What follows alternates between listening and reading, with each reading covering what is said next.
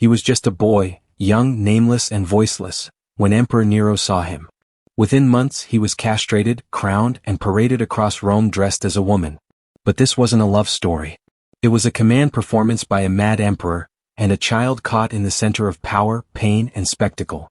These are the 10 darkest truths behind the boy who became Nero's wife. Watch until the end to uncover the final secret Rome buried deep in its ruins. No one knows Sporus's real name. History remembers him only by the name Nero gave him, and even that was a kind of joke.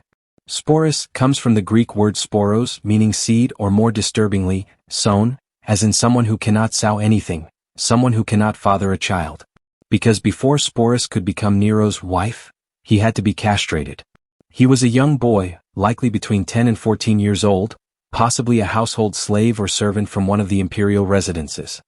His beauty was noted by Roman historians, particularly by Suetonius, who wrote that Sporus bore a remarkable resemblance to Nero's late wife, Poppaea Sabina.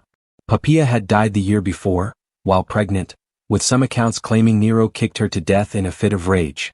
Her death devastated the emperor, who was already sinking into paranoia, cruelty, and delusion. But Nero didn't grieve like most men. He didn't bury the past. He tried to resurrect it, and Sporus became his tool. The emperor had the boy forcibly castrated, removing his ability to ever become a man. Not just physically, but socially, emotionally, and legally. In Roman culture, being a eunuch was not just about mutilation. It was about erasure. A eunuch had no legal identity as either male or female. He was outside the system, unprotected, unclassified. And in Nero's court, that meant completely owned. The operation itself would have been horrific. In ancient Rome, there were no anesthetics, no sterile tools, no consent. Whether done publicly or in a private chamber, the procedure would have involved cutting away the testicles with a knife, then cauterizing the wound with hot oil or metal. Most boys did not survive. Sporus did. But the boy who emerged from that table was not the same. His voice would never deepen. His body would never fully grow into a man's. His identity was frozen, suspended for the pleasure of someone else. And all of it, his mutilation, his new role, his new name, was designed to turn him into one thing: a living replacement. Nero dressed him in women's clothing, adorned him in jewelry, and told everyone he was remarrying. Not to a senator. Not to a noblewoman. But to a boy he had broken.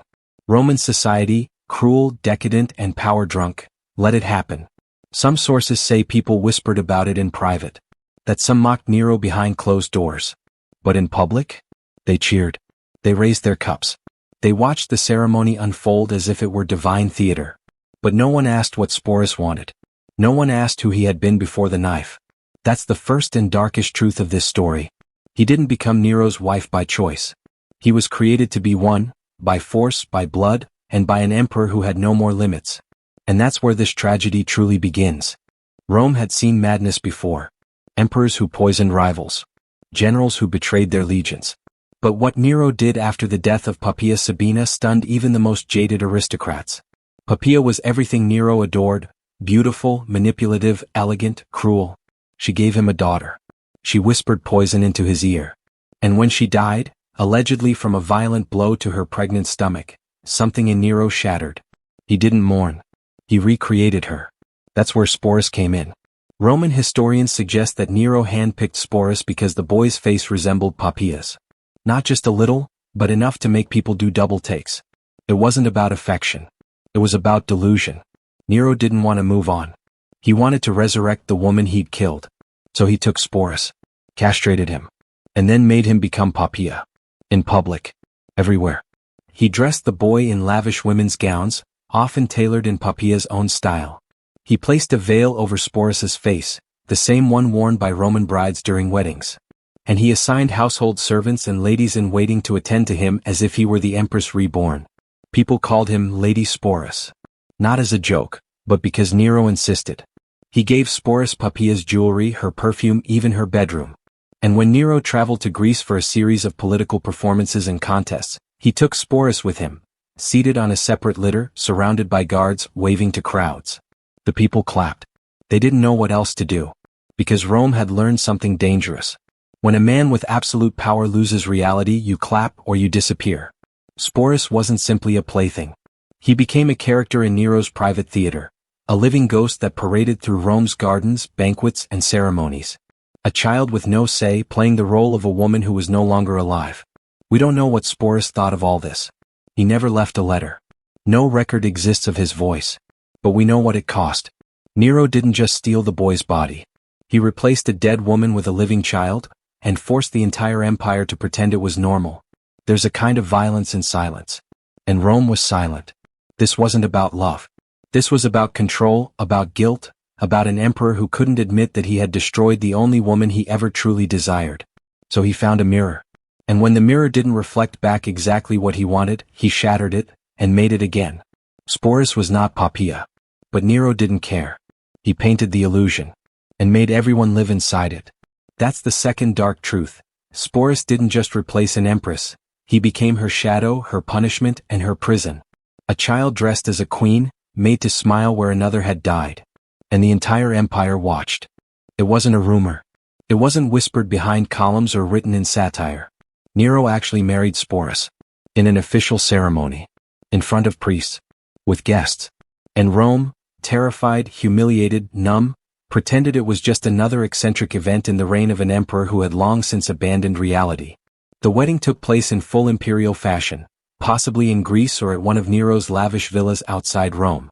Some sources say it was repeated multiple times in different cities as Nero toured the empire, each time forcing crowds to watch. Sporus, dressed in a bridal veil, walked down an aisle. He was carried in a litter like a noblewoman. He was given a dowry, yes, an actual dowry, and received the legal treatment of a Roman bride, despite not being considered a citizen or even fully human in Roman legal tradition. Nero stood at the altar in his imperial robes. And spoke vows. He married a boy. A mutilated boy he had designed to be a woman. And no one stopped him. This was not merely shocking to Roman standards, it was a mockery of marriage, religion, and public life. The Senate remained silent. The priests conducted the rites. The public, though disturbed, cheered when told to. Because what else could they do? Sporus had no voice in the matter.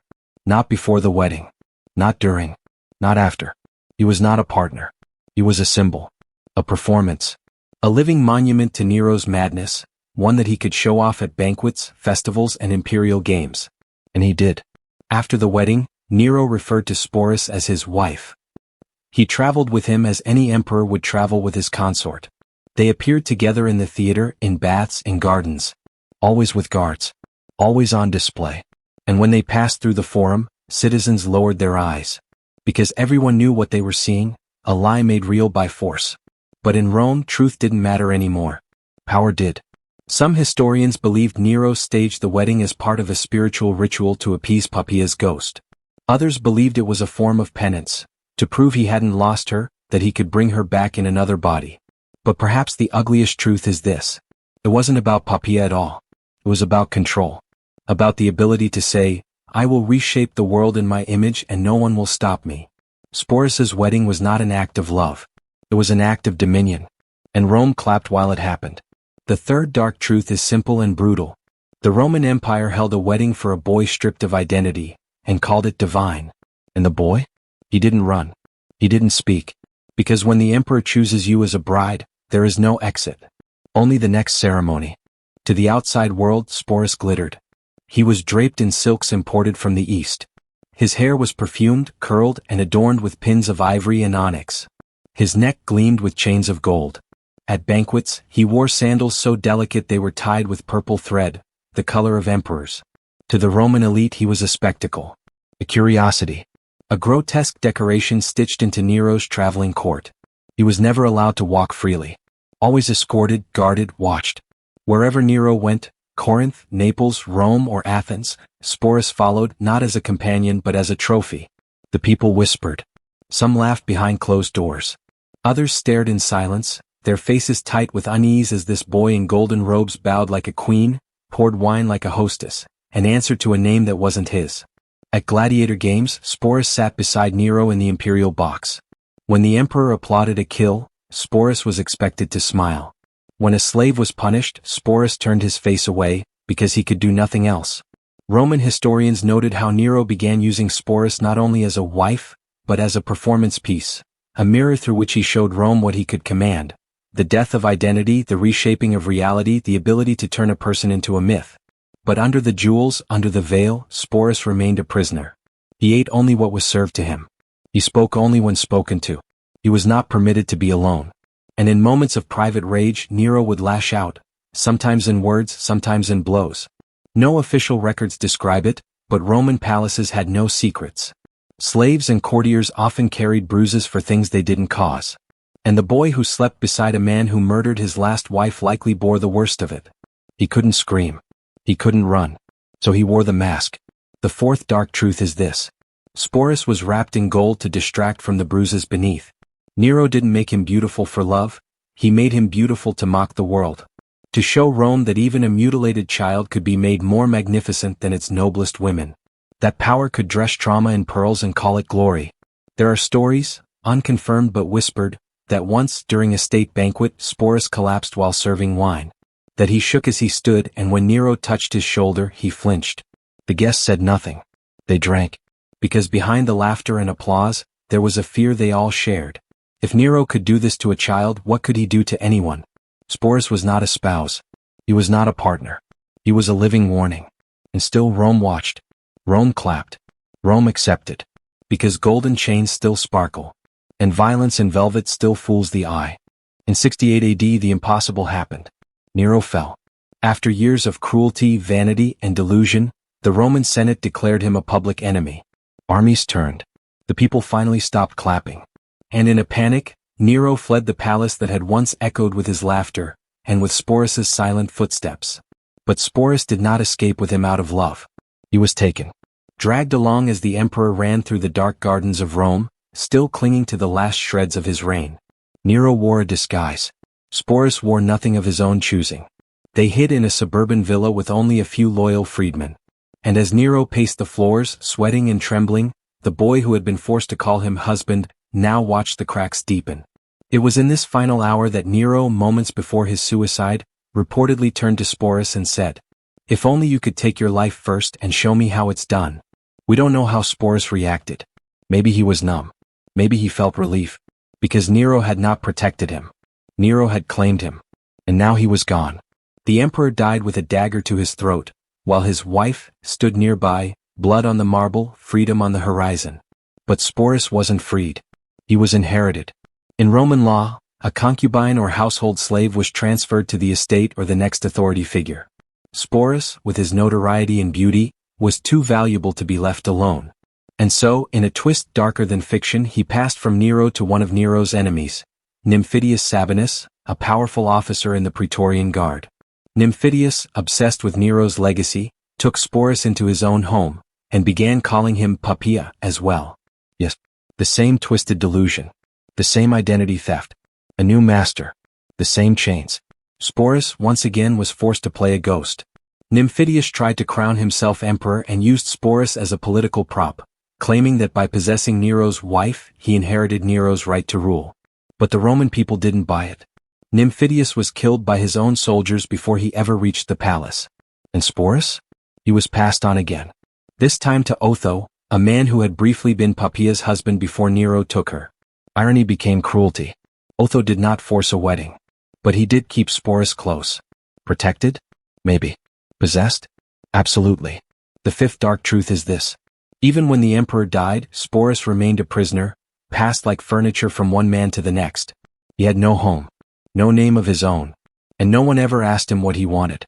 The empire had used him as a wife, a widow, a symbol, a curse, and still they refused to see the child beneath the gold. There would be no escape. Not yet. After Nero's death, after being paraded and passed from man to man, Sporus vanished from public records. But not before leaving behind one final haunting moment. In 69 AD the Roman Empire was bleeding. 4 emperors rose and fell in a single year. Civil war raged. And in the shadows Sporus reappeared, summoned once again for spectacle. This time it was under the rule of Vitellius, the 4th emperor in that blood-soaked year. He wanted a show. A humiliation. A reminder of Nero's disgrace. And he planned to use Sporus, again. Vitellius ordered a public performance of the rape of Proserpina, a myth in which the goddess is dragged into the underworld by a man she cannot escape. The role of the victim? Sporus. But this wasn't theater. It was a public execution. Vitellius planned to stage it live, forcing Sporus to play the part of a woman being violated. One last performance, one final degradation. The guests were already being invited. The arena was being prepared. And Sporus? He chose the only way out he had ever been given. He took his own life. Some say it was poison. Others say a dagger. The method doesn't matter. What matters is this. A child stolen from himself. Mutilated, renamed, dressed in gold, paraded before empires, chose silence over spectacle. Rome never spoke of him again. No statue. No grave. No voice. But in the margins of dusty scrolls, his name lingers. Sporus. The wife of Nero. The shadow of Poppaea. The boy no one protected. In all the ancient records, Tacitus, Suetonius, Cassius Dio, one thing is clear. We don't know what his real name was. We know him only as Sporus. But that word wasn't a name. It was a label. A cruel joke. A term used for neutered animals or for boys stripped of manhood. It was not affection. It was not identity. It was erasure. And that's the final truth. The Roman Empire didn't just destroy the boy who became Nero's wife. It deleted him. No one thought to write down what he had been called as a child. No scroll tells us what his mother whispered when she held him. No stone bears the name he might have chosen for himself. He had become too useful as an object. Too symbolic as Poppaea. Too infamous as the eunuch bride. Too broken to be remembered as a real person. In the years that followed, Nero's reign became a legend of decadence. His cruelty was turned into theater. His excess became satire. Even his marriage to Sporus was mocked by later Roman writers, not for its brutality but for its absurdity. And Sporus himself? Reduced to a footnote. A punchline. A shadow of someone no one wanted to acknowledge had existed. But the signs are there, if you know where to look. There are fragments of palace walls where eunuchs once served wine. There are coins commemorating Nero's Greek tours, where Sporus likely stood by his side, unnamed, uncredited, unseen. There are whispers in Roman poetry of a bride too quiet to cry. They didn't remember him because they didn't want to. Rome has always remembered its conquerors, but never its victims. And yet, somehow Sporus endured. In this story. In this page.